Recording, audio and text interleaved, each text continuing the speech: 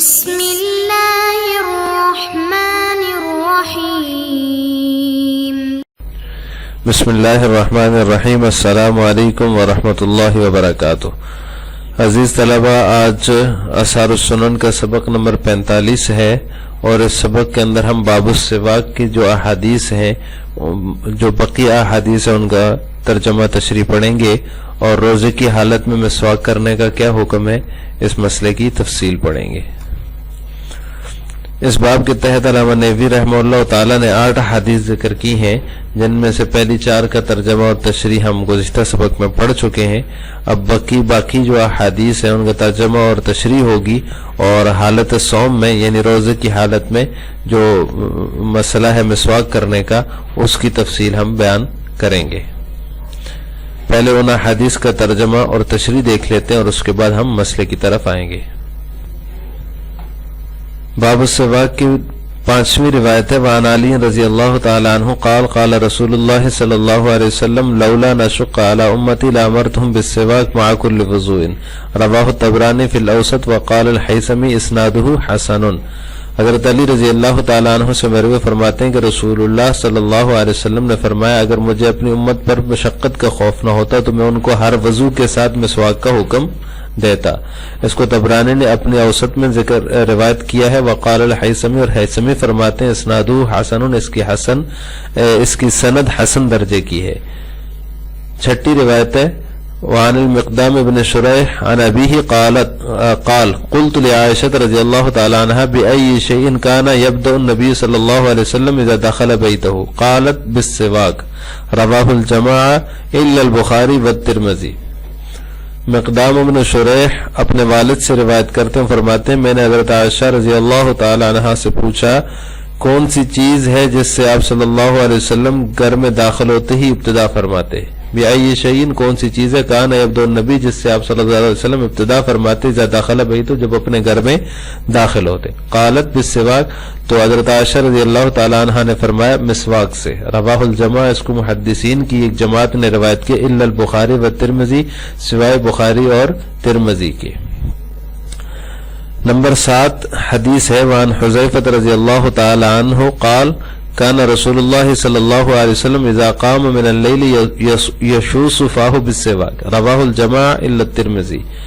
حذیفہ رضی اللہ تعالی عنہ سے مروی ہے، وہ فرماتے ہیں رسول اللہ صلی اللہ علیہ وسلم جب رات میں اٹھتے تو اپنے منہ مبارک کو مسواک سے صاف فرماتے ہیں۔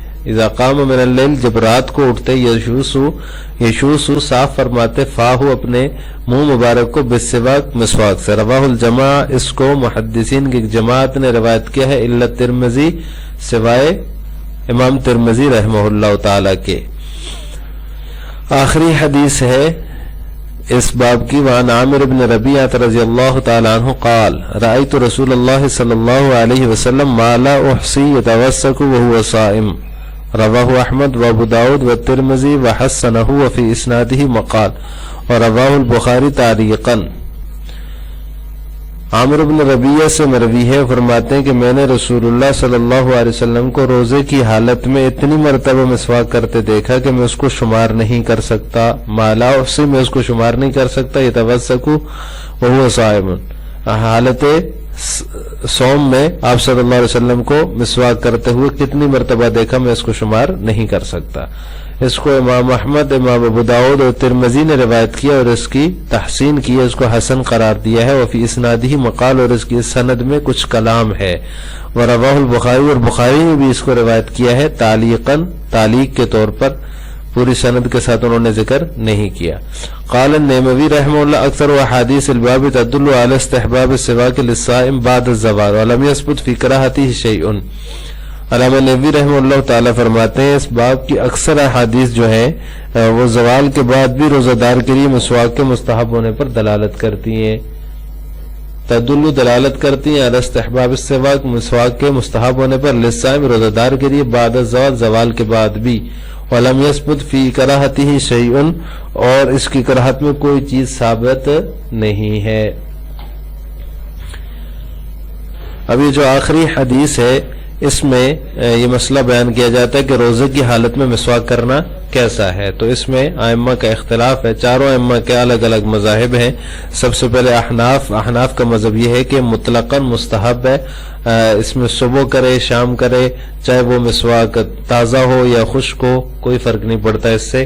لہذا احناف کا مذہب یہ ہے کہ احناف کے نزدیک روزہ دار جو ہے وہ مسواک کر سکتا ہے بلکہ مستحب ہے روزہ دار کے لیے مسواک کرنا, چاہے وہ صبح کے وقت کرے چاہے وہ زوال کے بعد کرے, چاہے وہ مسواک جو وہ کر رہا ہے وہ خشک ہے چاہے وہ تازہ اور نرم ہے, اس میں کوئی فرق نہیں ہے.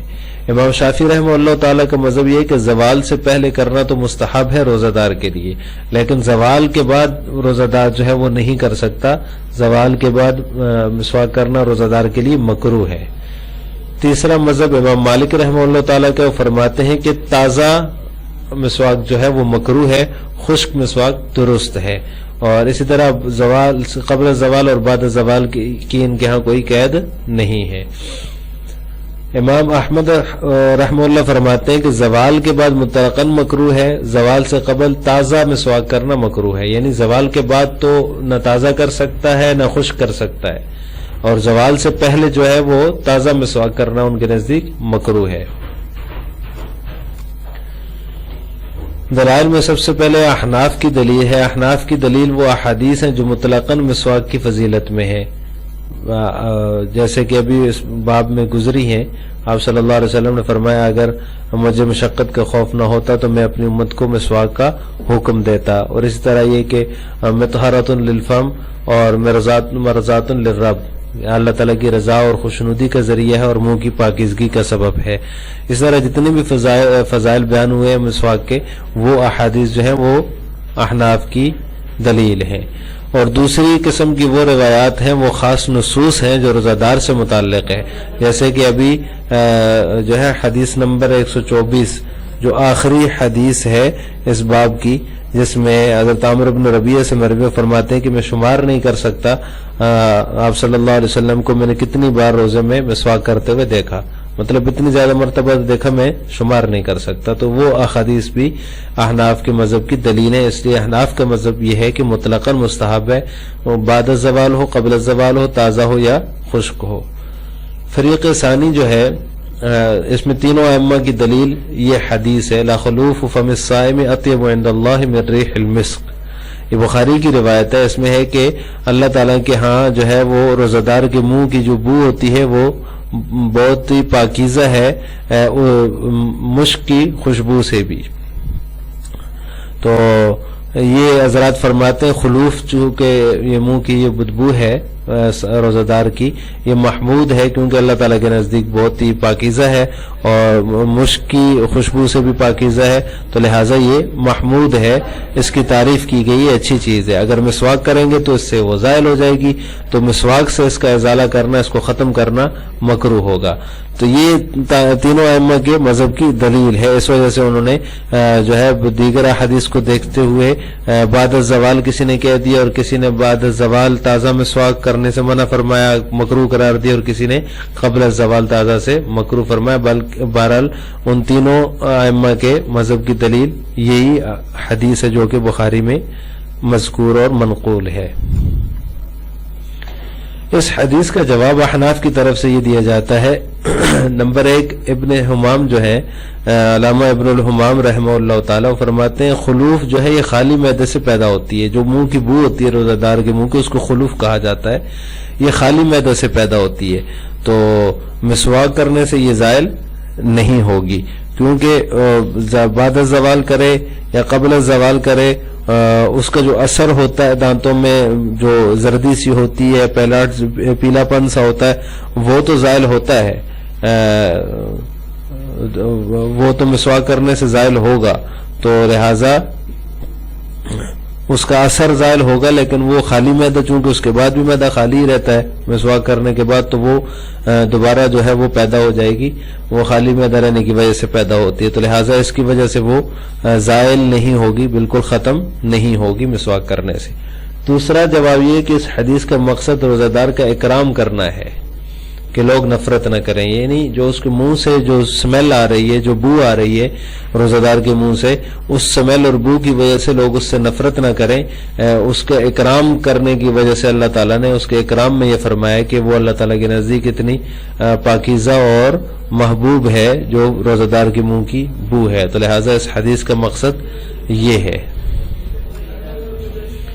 آج کے سبق کا خلاصہ یہ ہوا کہ ہم نے باب السواک کے تحت جو مذکور 4 احادیث تھیں، جو بقیہ 4 تھیں، پہلی 4 ہم سبق نمبر 44 کے اندر پڑھ چکے ہیں، اور بقیہ 4 احادیث کو ہم نے آج کے سبق میں پڑھا ہے، ان کی ترجمہ اور تشریح پڑھی ہے، اور اس سے جو مستنبط ہونے والا فقہی مسئلہ ہے کہ روزہ دار کے لیے مسواک کا استعمال کرنا کیسا ہے، تازہ مسواک کر سکتا ہے یا خشک کر سکتا ہے، قبل زوال کر سکتا ہے یا بعد زوال کر سکتا ہے۔